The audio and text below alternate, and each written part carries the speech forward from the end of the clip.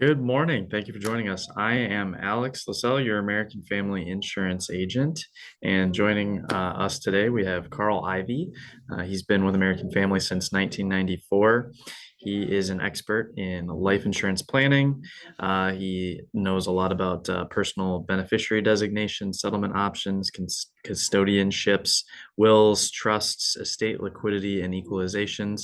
He's a chartered life underwriter from American College, as well as a chartered financial consultant, a fellow of the Life Office Management, and is a member of several professional associations. Thank you for joining us today, Carl. Alex, thanks for having me. It's a pleasure to be with you. Great. So I have a couple questions to ask you today that Right. many people have, as well as myself. Um, Life insurance at work. Many people talk about how they have life insurance at work. They don't need any coverage outside of work because they have that all handled through their benefits, and that's all they need. What can you share with me why it's so important that people have something outside of work to support their family? Um, yes, Alex, that's a great question. I mean, people think like you described so often, very often. But it's an example, and it's nobody's fault. It's an example of it's not something that we think about day to day, and we don't know what we don't know, and so that's a very common thing that people will think when we talk about life insurance. But there's really a lot to be aware of. The first thing I would say is your life insurance at work, anybody's life insurance at work. First of all, congratulations on having that. Not every employer offers life insurance. If you work somewhere where you have life insurance, that's a great benefit. But be aware, you don't own that. That your employer owns that. And that means a couple of things. When you eventually leave your employment, whether it's soon or whether it's retirement time, that coverage stays there. That you don't get to take that with you. Now, you may have heard that when you retire, you can take that coverage with you. Not really. What that means is you have the guaranteed right to convert it, and that means you don't get the coverage that you have. You get to go to a new plan without any medical questions being asked. And that new plan is going to cost a fortune because everybody can get it. Doesn't matter if you're about ready to dip over, you can still get that. So it's really expensive. So number one, you can't take it with you is number one. And what's critical about that is that when that coverage goes away, either because you end employment, soon, or even at retirement, whenever you don't have that coverage anymore, if your health has changed, then you can't get any on your own. You've got to be you don't have to be an athlete to get life insurance, but you got to be in reasonable health. Alex, people at my age, it's very common that we take a blood pressure med, a cholesterol med. As long as those things are under control, life insurance is a piece of cake.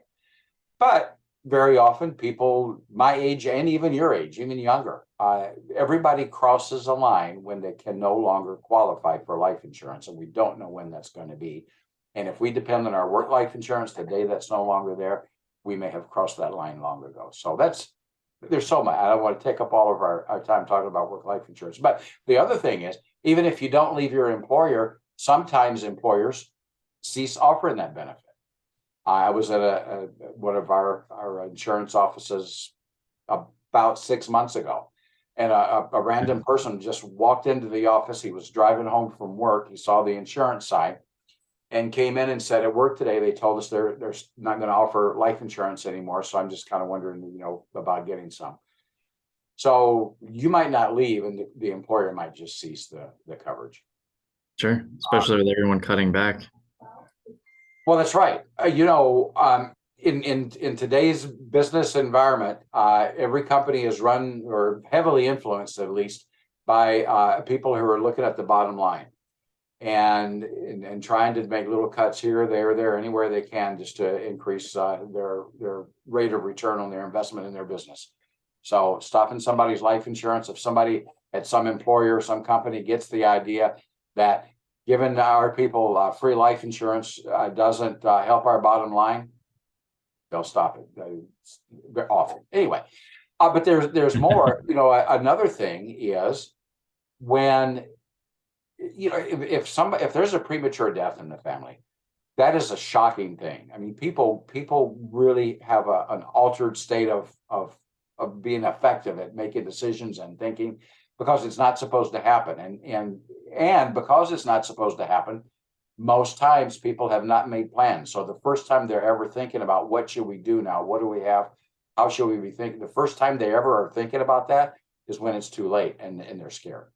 So the reason I mentioned that, talking about work insurance, if that's the insurance that you're dependent on for your family's basic subsistence, you're going to be on the phone talking to somebody that doesn't know anything about life insurance. Your employer, or your HR department, if that's who handles it at your company, they're probably great at whatever their business is.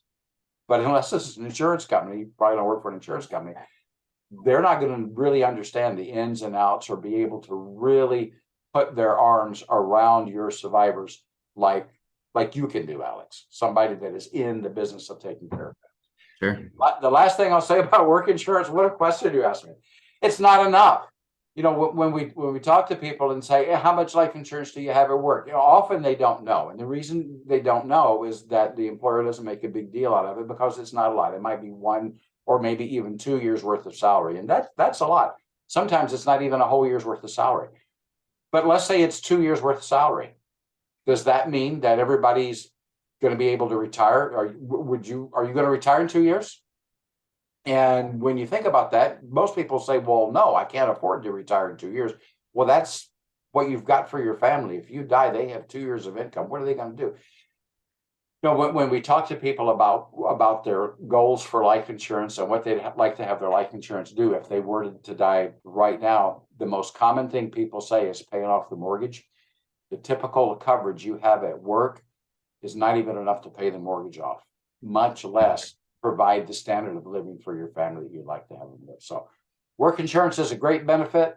Don't be deceived. It's not your life insurance program.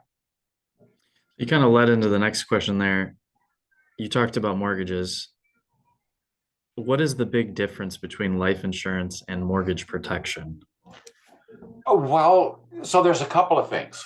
A lot of times when we're talking to our clients and we talk about mortgage insurance, there is a kind of insurance that is called mortgage insurance that is really not what we think of mortgage insurance at all. So what this is when somebody buys a home and they finance it at the bank, excuse me, if they put down a down payment of less than 20%, then the lender requires the person to have what's called private mortgage insurance. But what that means is if you default on the loan, whether you're dead or alive, doesn't matter. If you default on the loan, that private mortgage insurance reimburses the bank for the balance of the 20% down payment that you didn't make. So maybe you put down 5% or 10%. This pays the bank the rest of that down payment. So a lot of times when people hear from the bank that, oh, because of this or that, we're going to have to give you mortgage insurance, they don't oftentimes really know what that means. Okay. But there's another instance. So mortgage insurance, as we think of it, is life insurance designated to pay off the mortgage if you die. That coverage is very often available from your lender also.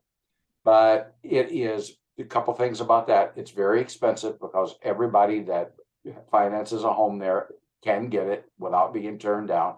And so the price to get that reflects that.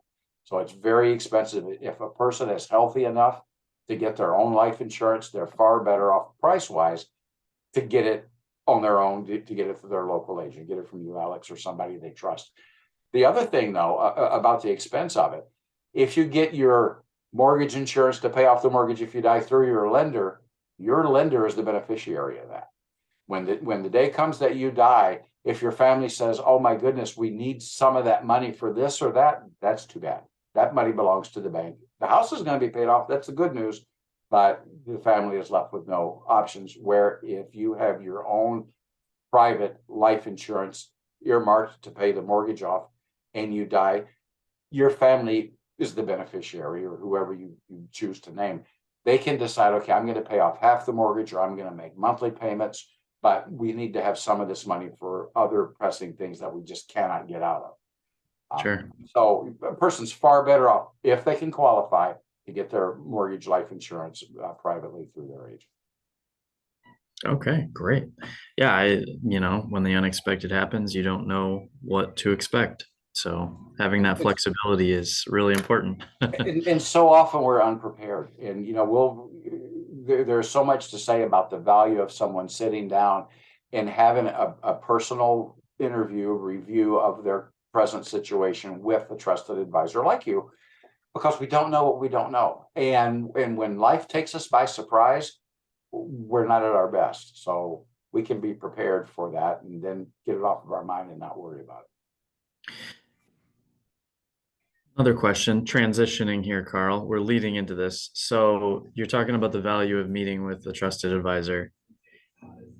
We recommend doing it annually, maybe semi-annually.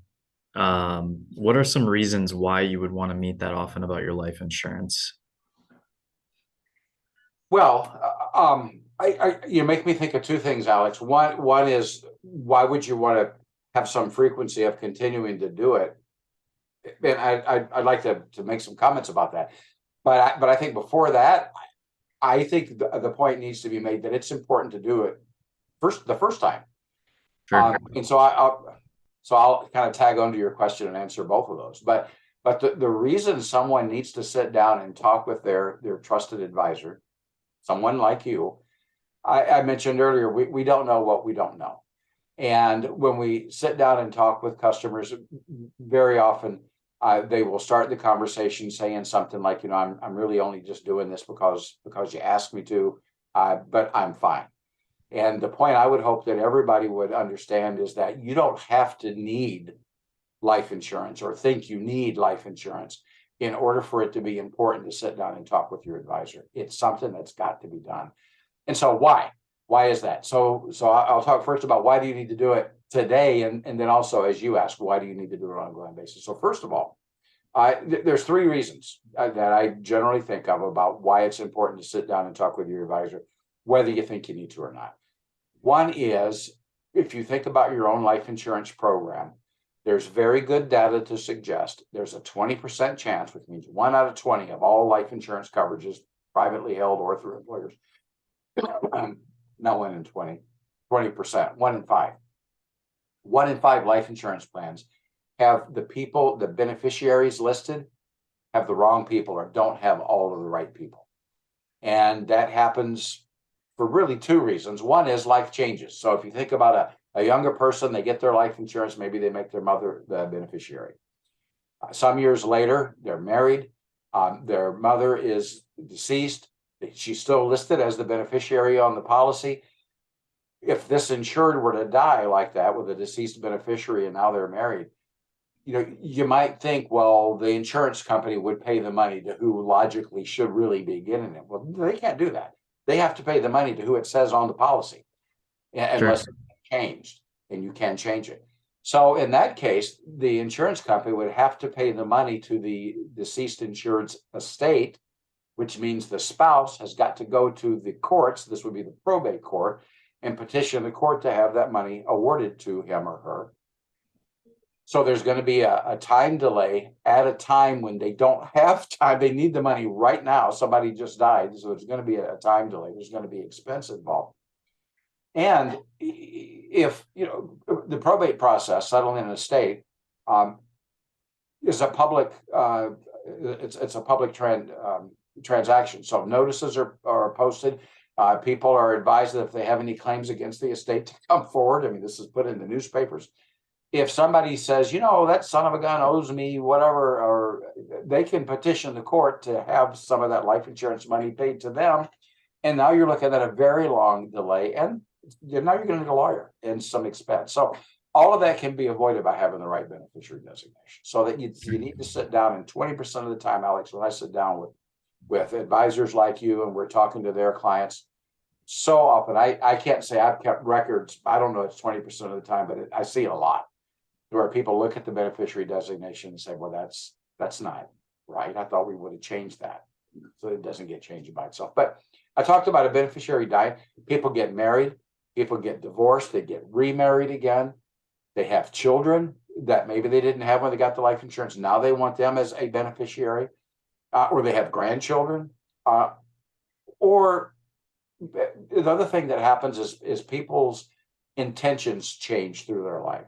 So there may be somebody that you never really wanted to have as your beneficiary once upon a time, and today you do. Or the other way around.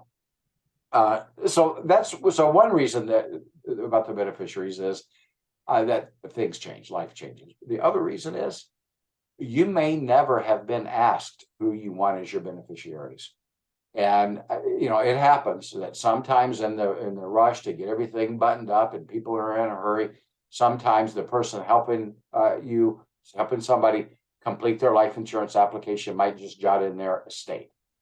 And you can do that, but it very seldom is estate the right beneficiary designation for somebody. So one reason, so I'll give you three reasons. One reason is to be sure that the money from your life insurance program is going to the right people. Another reason is to be sure it's going to those people in the right way. And what I mean by that is if in your beneficiary designation, you don't say how you want the money paid out, then the default option is single lump sum. So they get all the money at once.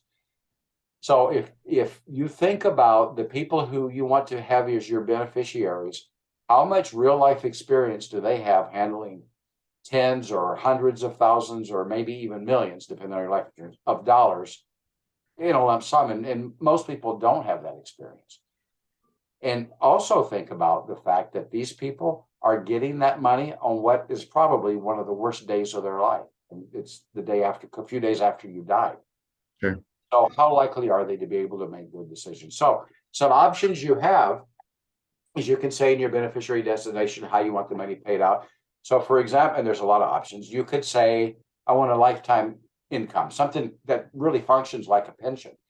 So whatever amount of money you're leaving to any of your beneficiaries, you could say, I want them to get whatever monthly income that comes out to, and your advisor can help you determine how much income that is.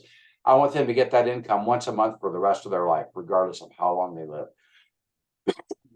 So excuse me, the advantage in that is now they can't blow the money because they're just getting it monthly. A lot of people are good at handling a monthly income because that's what they've been trained to do their whole life. Nobody can talk them out of the money. They can't make any mistakes. So that kind of sets them up. But you don't have to do it. You could say, I want it paid out monthly over 10 years or 5 years. Or you could say, but we have customers do this that say, well, there's going to be some immediate expenses when I die. So let's give them 10% of this immediately. And then the rest of the money paid out monthly over 2 or 3 years or whatever you want. So the second, go ahead. I have a question to piggyback off of that. So a lot of times people that buy life insurance, they do it to leave money to children. So you're talking about determining how the money's going to be paid. What happens if something happens to me and my life insurance pays to my child and they're 12, 13, 14 years old? I'm glad you asked that. The number of life insurance policies that I see that I review with customers that have minors as either primary or second contingent beneficiaries, more than half probably.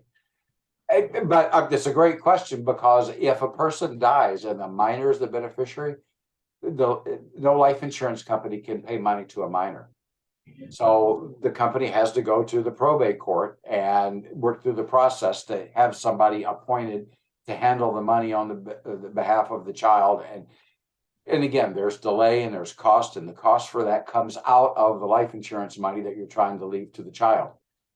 So it's a very simple fix for somebody not to have to go through that in the beneficiary designation. I'm so glad you asked that.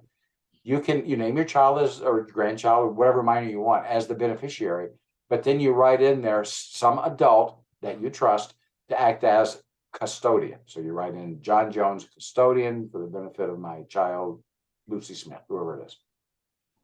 Then what will happen at your death, the insurance company will make the check payable to the custodian for the benefit of the child. Custodian takes that check to the bank, and no bank will cash a custodial check. They require that you open a custodial account and deposit the check in the account. So now there's a record of all the withdrawals. The law says that the custodian is supposed to use that money only for the care and well-being of the child. However, there's little to no enforcement depending on where you live.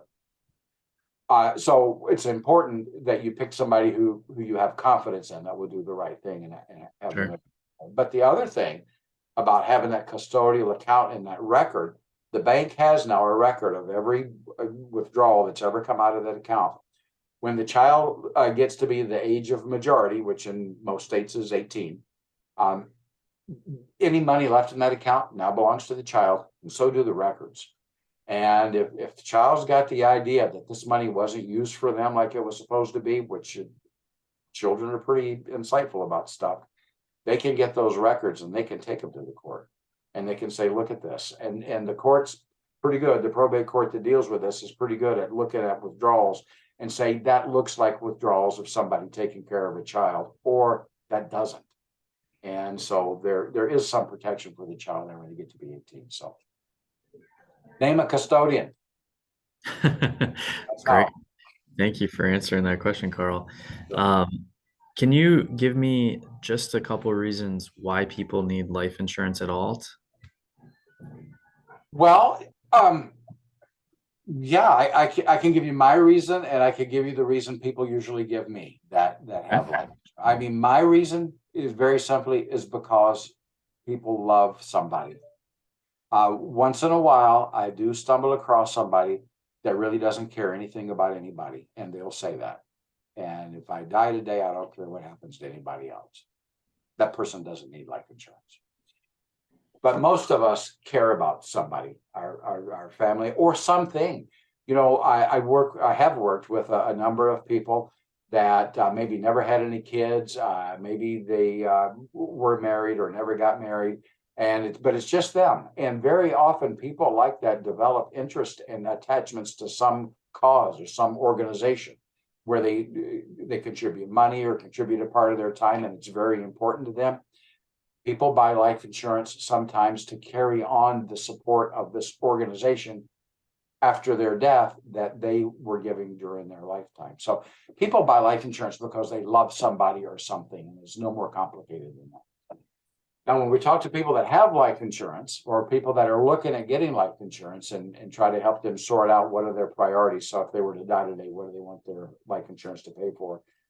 The most common thing they say is the mortgage. If I die today, I want my mortgage paid off. I want the people who depend on me, I want them to have a roof over their head guaranteed forever. And there's a general feeling that if that can be accomplished, they can probably work out everything else. So that's number one. Closely behind that, any other debts. If somebody has student loans or credit card loans, I heard yesterday, the average credit card debt for people that actually carry a debt balance on their credit card is $17,000. That's a lot of money. So pay off loans is the first thing. Alex, mortgage is primary among that. But the second thing is, if somebody thinks about their income, their monthly paycheck, a part of that goes for the mortgage every month, but not all of it. In fact, probably not even most of it. Most of it goes for just ongoing monthly living expenses, food, clothing, bicycles at Christmas. I mean, just what it costs to live. And so the second most common thing that people say is after the mortgage is paid off, I want there to be some income coming into my family to allow them to live the way I made it possible for us to live while I was still here. And there's somebody that loves their family. They want their family to have this lifestyle they're working for, whether or not they're here to live that life with them. So income for just living expenses monthly would be the second thing. And the third thing that most commonly is mentioned is actually the smallest dollar need of anything life insurance does for people, and that's to pay for the funeral. So even though it's not a lot of money compared to everything else we would be talking about, it's Sure. something that's important to people because that's money that is going to be needed immediately upon death. And so I would say those are the top three things. Great. Well, thank you for joining us today, Carl. I appreciate all of the insight and information. I look forward to speaking with you again. And is there anything else you have to add today? Well, Alex, I would just say thank you for having me with you today. It certainly is my pleasure. And if I could just say a word to anyone hearing this today, I can say unqualified without knowing who you are. You need to sit down with Alex or whoever your trusted advisor is and have a review like what we're talking about here. And it's so important. You can count on three things happening, and you can make this agreement with your advisor or with Alex. If Alex is your advisor, and if Alex is your advisor, you've got a good one. I know him pretty well. But you can make this agreement before you ever agree to go into his office. Number one, you'll only be there for 1 hour. And sometimes people say, "Oh God, 1 hour is going to take an hour." Well, you spend more than that watching a movie, and this is much more important. Than that. It's only going to be 1 hour one time. Absolutely. The second thing is, I'll give you a guarantee for me. If you go through this 1 hour discussion with Alex, at the end of it, you'll be glad you did it. And I say that because of the hundreds and hundreds of times customers have told me that. As I said, I think I mentioned earlier, sometimes customers sit down to do this and they feel like, they're just being courteous because we ask them to do it and they're our clients. After we get through the conversation, they lean back in their chair and go, "I have never talked about this with anybody. I'm so glad we did it." Whether they decide to make any changes in their life insurance program or not, this review gives you an organized plan that you can sit down and take to your family. And by the way, that you can know that your agent understands. So, Alex, 1 in 7 people, this is from our actuarial department, 1 in 7 people don't live to age 65. And if you're one of the 1 in 7 that don't make it, number one, you have no way of knowing that. You probably don't think you are. Nobody thinks they're one of the 1 in 7 that's going to die before 65. But if that happens to you, your family is going to be in such a state of shock. Having had that 1 hour review with Alex or whoever your trusted advisor is, puts your advisor in a position to put their arms around your family and say, "We got a plan. Don't be scared. We know what we're doing here." Even if your life insurance is not with Alex, if it's anywhere, because your family doesn't know where it is or what to do, Alex will if you sit down with him. So the second thing is you're going to be glad to do it. The third thing is, as I mentioned, I know Alex pretty well. I know a lot of life advisors. None of the advisors that I work with are ever going to sit down in a review like this and try to tell you what to do or make you feel pressured to do something. What we do is ask a number of questions to try to understand really what's important to you.